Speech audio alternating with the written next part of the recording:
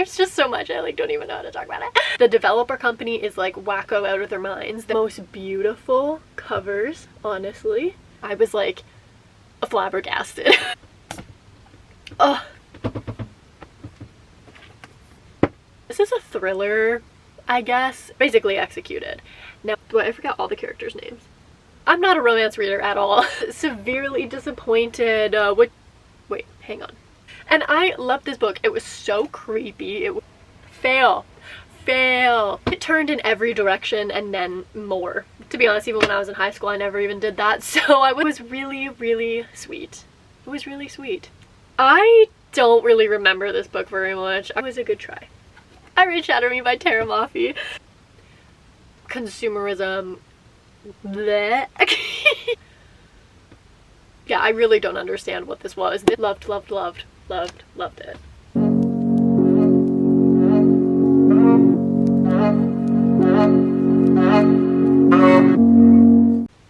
Hello everyone. A big welcome back to my channel, and welcome to my winter reading wrap up. Also, I got this sweater and I mean, look how cute it is. So this is kind of a big video. Okay, come a little closer. Let's get into it here. This is kind of a long, I'm assuming this is going to be a little bit of a long video, but I'm going to try and keep it pretty concise about my thoughts on all of these books.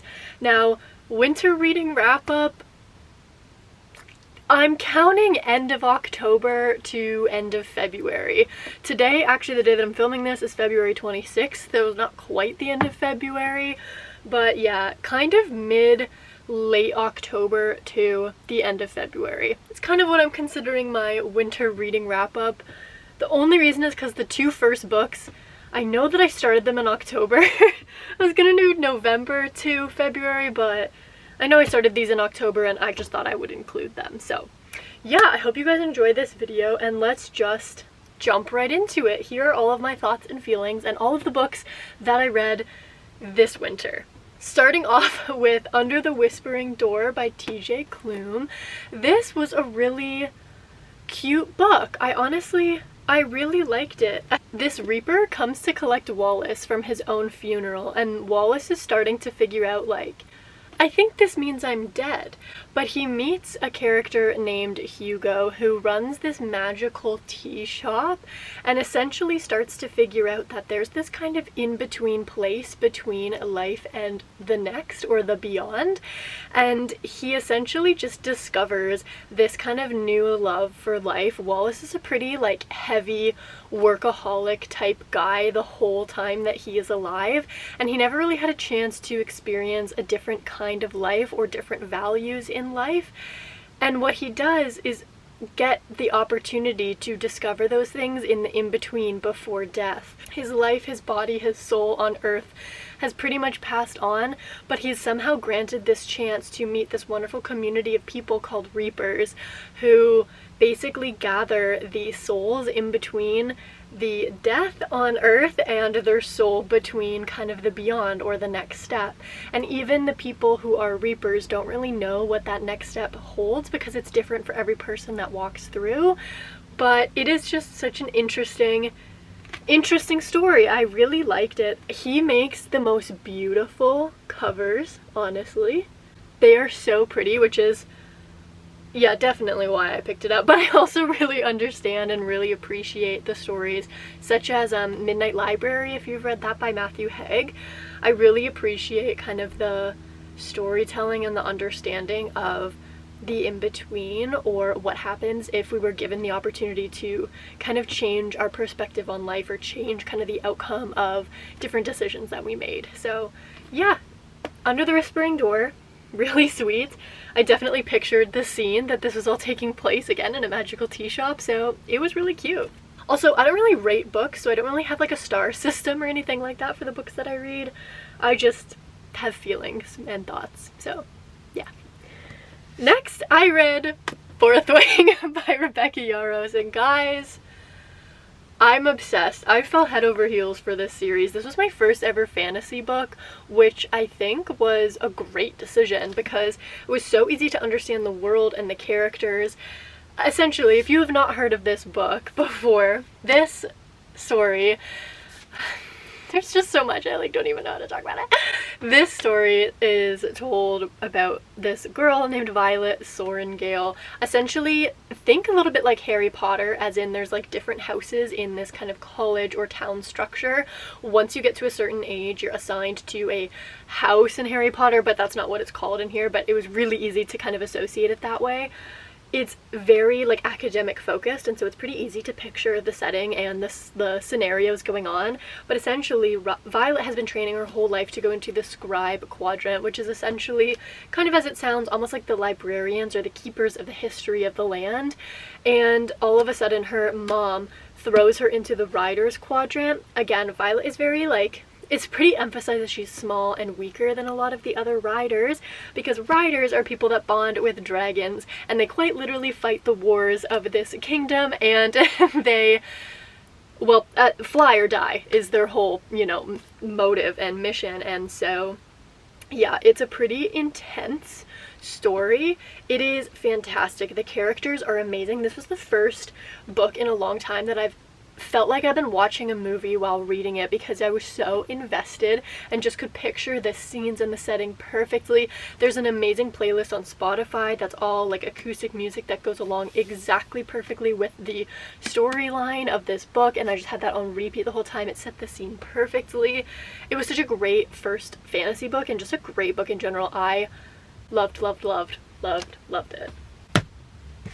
Then we moved on to One Dark Window. Now the next couple books I actually made a separate reading vlog on, so go ahead and check that out if you're interested in kind of my thoughts while I was reading these books. But One Dark Window by Rachel Gillig, I wanted to go into another fantasy kind of right away, which I'm really glad that I did. Again, fourth one was my first fantasy read, and it definitely helped me kind of understand and picture a new world, or see characters that you don't really understand or get to see. But essentially, this story is about Elsbeth. Now in the kind of city or kingdom, I guess, that they live in, there's this thing called the Mist, which basically has trapped this city in magic, and any of the people that were born with magic are basically executed.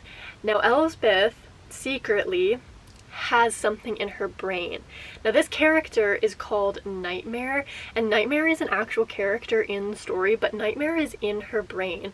And so that's who we're kind of following along, Elsbeth, with this big secret. And what happens is, in order to kind of move the kingdom along, there's these 12 Providence cards, and that's what everybody is trying to collect in order to like use the magic system, or in order to make the magic system work for the kingdom again. And so there's a lot of secrets, a lot of people are hiding cards, you're not really sure where they're going.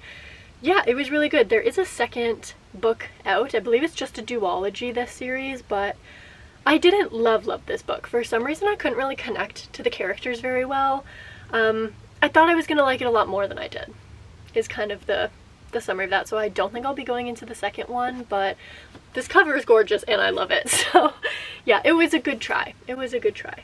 After that, I read Fox and I. Now, if you guys have watched my other videos, you know that in the morning I read before I go to work, and so I usually read something a little bit heavier or more educational in the mornings, and read something kind of like lighter and fun at night.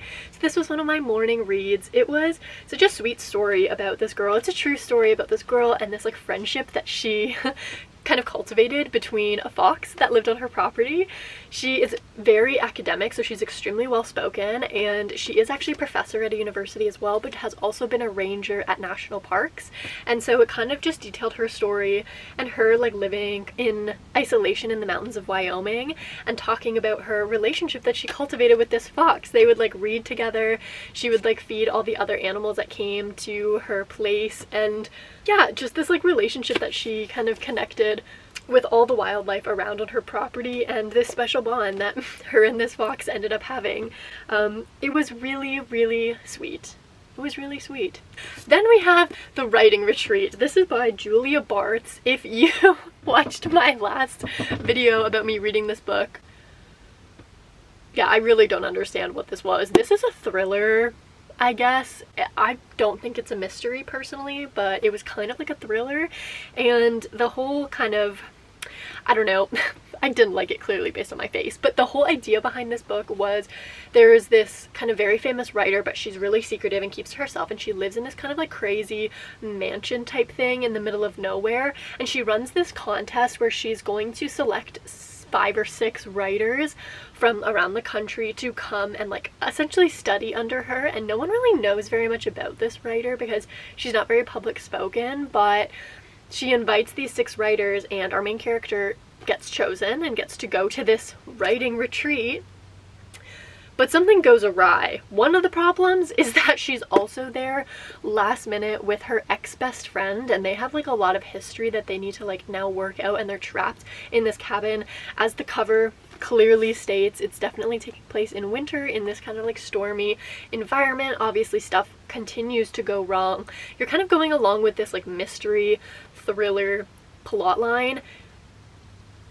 It turned in every direction and then more. Like, I don't understand how many plot twists were in this, to the point where I was like, I don't even understand what's happening right now. So yeah, there was a lot of psychoanalyzing of the characters. The author is, what is she, like she's a practicing therapist. Yeah, so it was pretty obvious to me that that's what was happening, because you were kind of like discovering all of these things about these characters and like issues that they had to work through, or just like different transformations that they went through.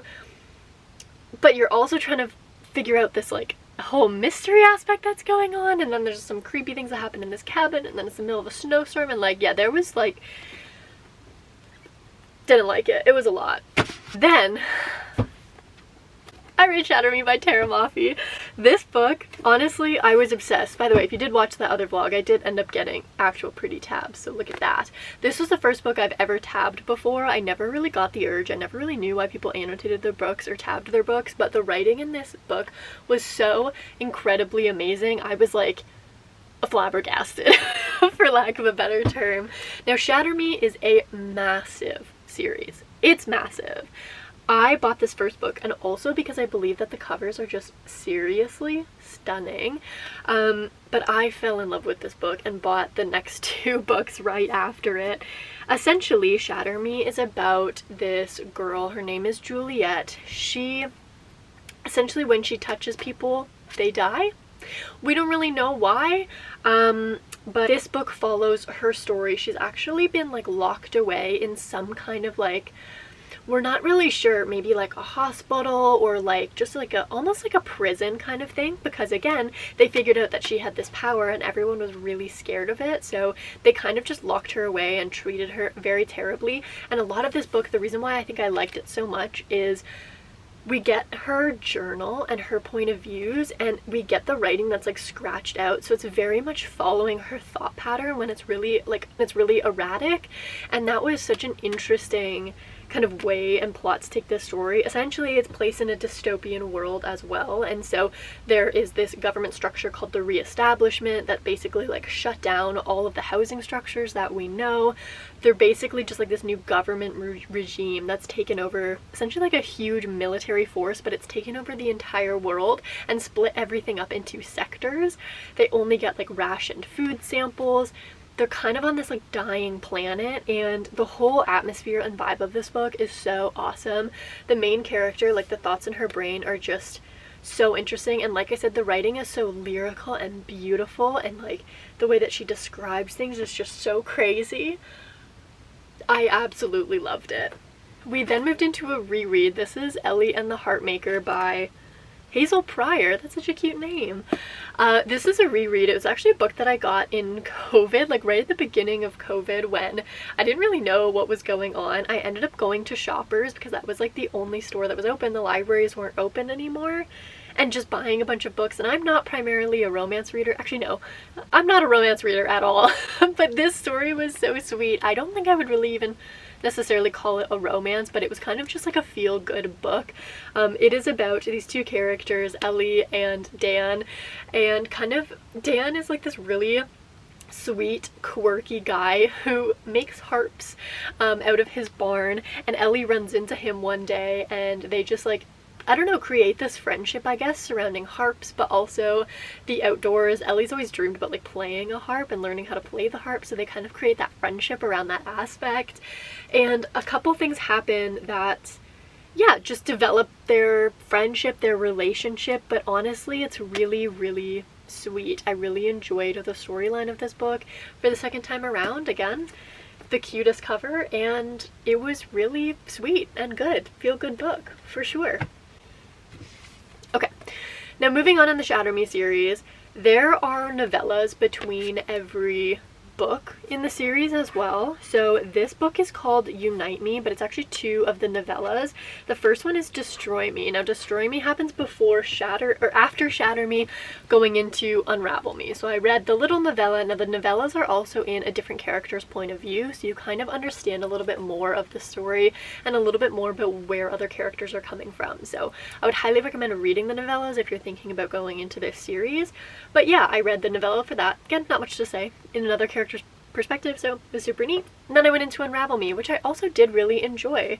The storyline kind of blew up after the ending of Shatter Me, and we just get a whole new kind of whack of problems, new things to overcome. We're learning a lot of new lessons.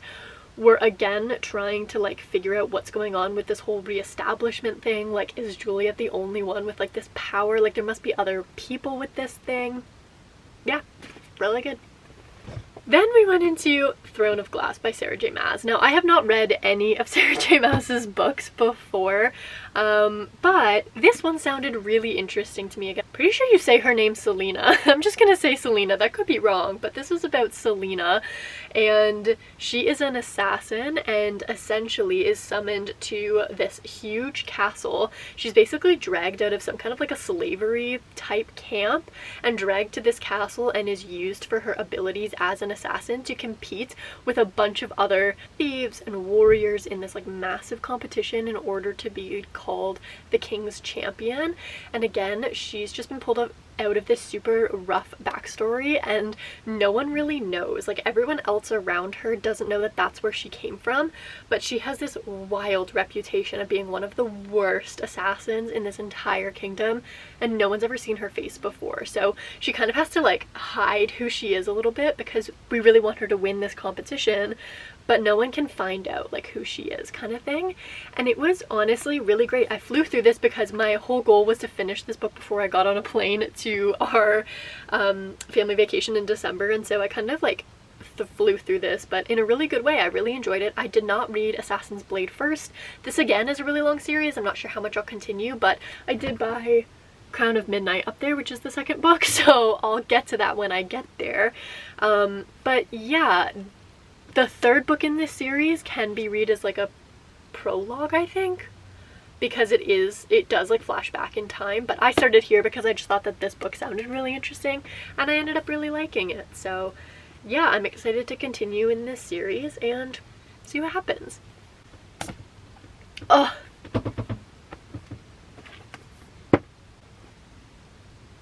I read Magnolia Parks.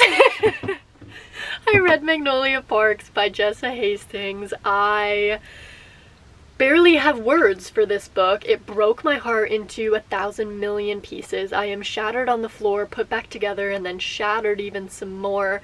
This book was so fantastic. I don't even know how to explain it. Literally, you can barely even see all the tabs in there. This was crazy. This book is, I wouldn't necessarily classify it as a romance, but like I said, I don't read romance books, so I'm not really the best person to say. But this book, the whole theme of this book is, how many loves do you get in a lifetime? Do you really only get one love in a lifetime, and what happens if that love breaks down? And so it follows the story of Magnolia and BJ and their kind of toxic relationship, their friend group.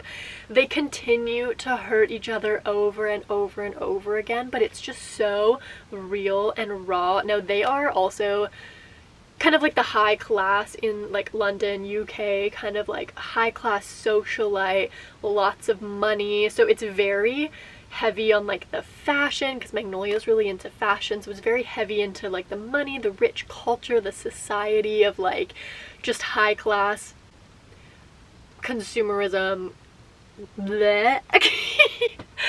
But it's mainly about the relationship between these two characters. It isn't a dual POV, and it was just so amazing, honestly. I have no words. I bought the rest of the series. Well, not the rest of the series, because one actually just came out. The last one, actually, in Magnolia Parks' point of view, just came out.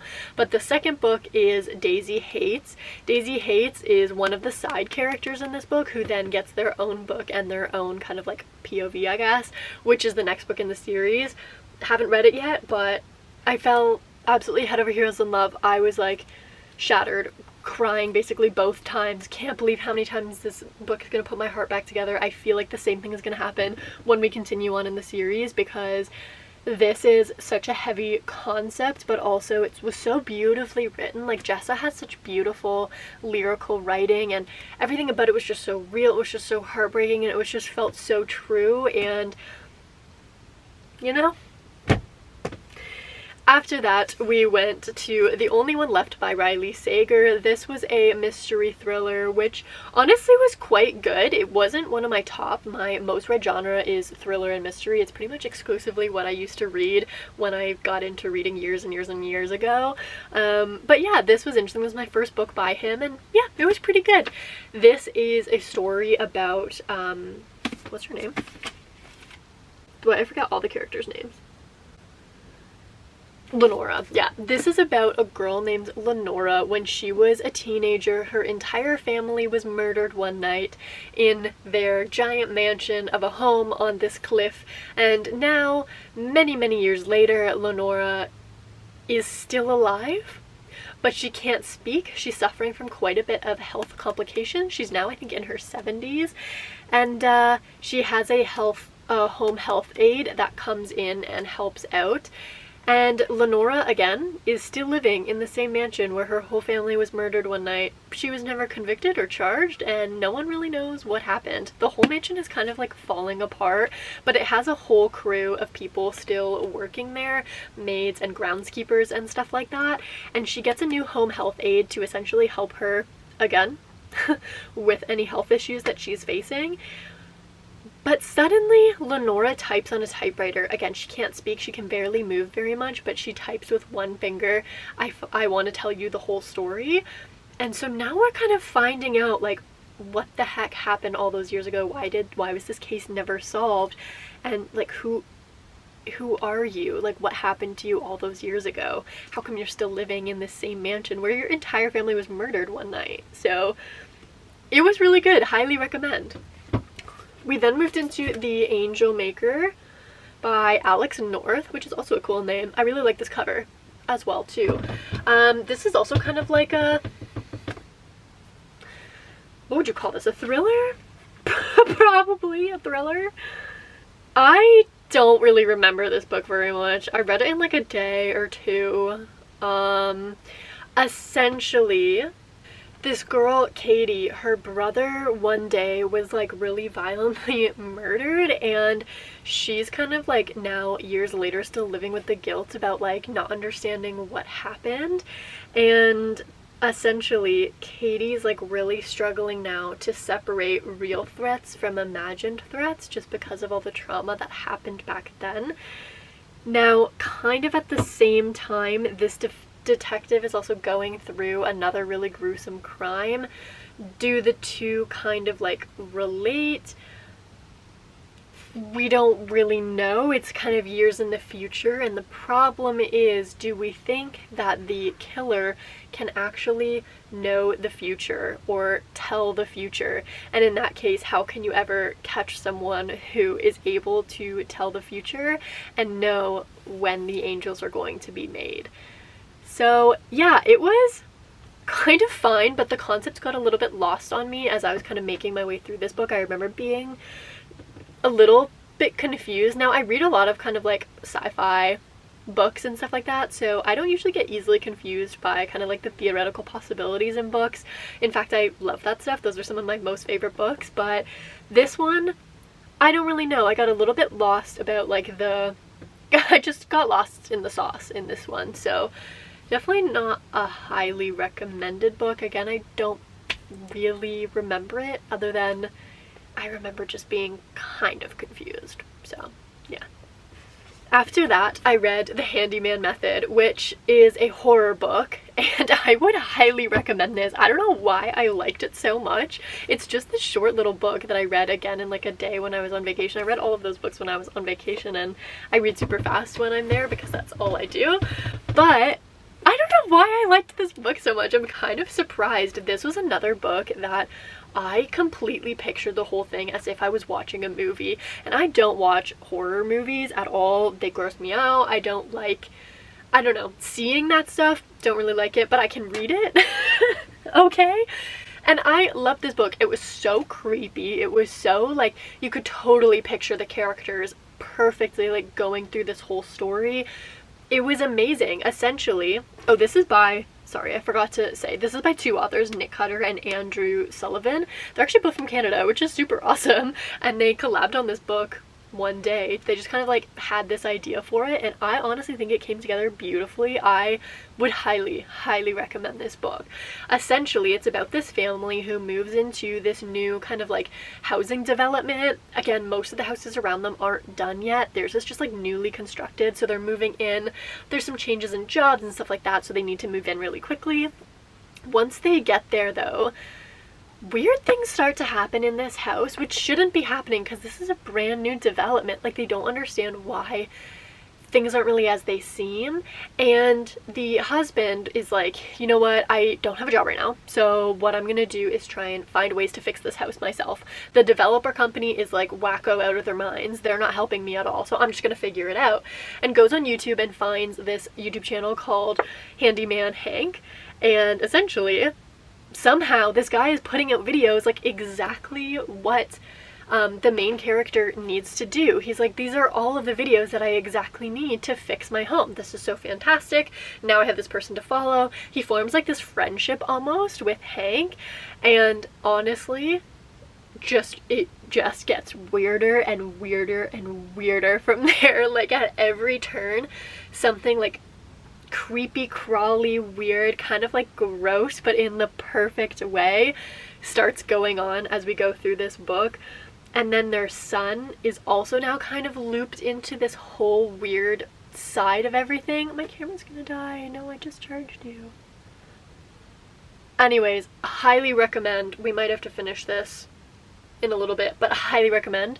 This was great. Apologies for the change in lighting here, but after we read The Handyman Method, we actually reread Magnolia Parks. I was on a flight back home at this point, and I just couldn't stop thinking about it literally for days. Like, after I finished it the first time, I had to put it away in my suitcase so I didn't even look at the spine because I just couldn't even think about it. It hit me so hard. So we actually reread that for a second time. Then we started Greenwood. Now, this is kind of a special mention because I haven't actually finished this book yet. My mom gave it to me and I'm just over halfway here. Also, the edges of this look like tree rings, which are so cool. Essentially, this book goes through a couple points in time. I'm not going to say too much about it because, again, I haven't finished it, but it's a little bit of kind of like a history of this family, and we're kind of trying to figure out the story. It does have to do with logging, but then also in the future some kind of tree protection organization. So yeah, it's pretty neat so far. Again, won't say too much for it because I haven't actually finished it, but how cool are those edges? Yeah. After kind of I went into Iron Flame, which I'm obsessed with. This is the second book in the Fourth Wing series. It's right now only a duology, like these are the only 2 books out. I think there might be more, but yeah, this book was incredible. Again, I've never felt so like connected into a world where it totally seems like a movie. Like, it was so crazy how well I pictured the characters and the whole world. I really enjoyed this book. Again, it continues to follow along from right after the first book into this one of kind of the story of where everyone's at, all of the new kind of relationships between the characters, but also again, the dragons in this book are actual characters as well, so you also get all of their perspectives and thoughts on things, which is just so cool. And yeah, I really I really loved it. Couldn't get enough of it. Was thinking about it absolutely non-stop. I love this world. Everything that I read after this is now compared to this, which is tragic because I can't get into a world like this anymore. I can't like picture it so well like I'm watching a movie. It's amazing, and it's so weird because I never used to describe books like that. Like I never would describe a good book by being like, I'm watching a movie, but something about the connection that I have to these characters and the way that I could completely picture the whole scene was crazy. I've only got 2 books left here, so right after that I jumped into The Lost Confession of Autumn Casterly. This is a YA book, but I honestly really liked it. It's kind of a little bit of like a mystery, but it really talks about the bond between sisters, essentially. Autumn is very, very different from her sister Ivy. Ivy's like a little bit of like kind of like the nerd in high school. I wasn't sure how I was going to enjoy this book because I don't really read books with characters in high school anymore. I'm kind of like outgrown that phase, and to be honest, even when I was in high school, I never even did that, so I wasn't sure how I was going to interact with this book, but I really liked it. It does deal with some kind of complex themes, which is kind of the point of who this is marketed to as well, so yeah, it was really, really good. Autumn goes missing, and her sister Ivy is now kind of trying to track her down or find her. Autumn started to get into kind of like a rough crowd at school, and so now Ivy is kind of caught up in some things that maybe she wouldn't have been otherwise, and it is dual POV as well, but it's just super, super neat. It does get a little cheesy at some points, but again, whoever it's marketed to, it's correct. Like it was done really well. I just thoroughly enjoyed it. I thought it was great. The very last book for this book video is Ignite Me, which is the 3rd book in the Shatter Me series. This was originally the finale or the end because the series was originally only going to be 3 books, and then they extended it to 18 million. So yeah, I read book 3. I was severely disappointed, which is so sad. A lot of people say that this is their favorite in the series, and yeah, after this I don't really think I'm going to continue, to be honest, because I was heavily disappointed about this whole book. Just, it felt like nothing really happened, which is really sad for an ending. Like I thought it was going to be this big crazy ending, and yeah, it felt like literally nothing happened. So that was kind of upsetting. Again, the first 2 I really enjoyed, especially the first one, so I would definitely still recommend it. If you're more into the characters, you'll probably enjoy the series as it goes on, but yeah, heavily disappointed, which is such a bad way to end this video, on a huge, massive disappointment, but fail this one. Anyways, that is all for this video. Thank you guys for watching along. Sorry for the little transition here in the later half of the video, but I hope you guys enjoyed my winter reading wrap up. It was a really great reading season. I read a ton of books, which is really exciting, and yeah, I can't wait to continue my reading journey. Obviously I will do so and keep you guys updated with some more kind of book related content. If you guys are enjoying it, please let me know. I hope you guys had a beautiful and wonderful winter season. The peace and love in me recognizes the peace and love in you. Thank you guys for watching so much. Again, every adventure is worthwhile. Keep sharing those stories. I love you. Bye guys. Happy reading.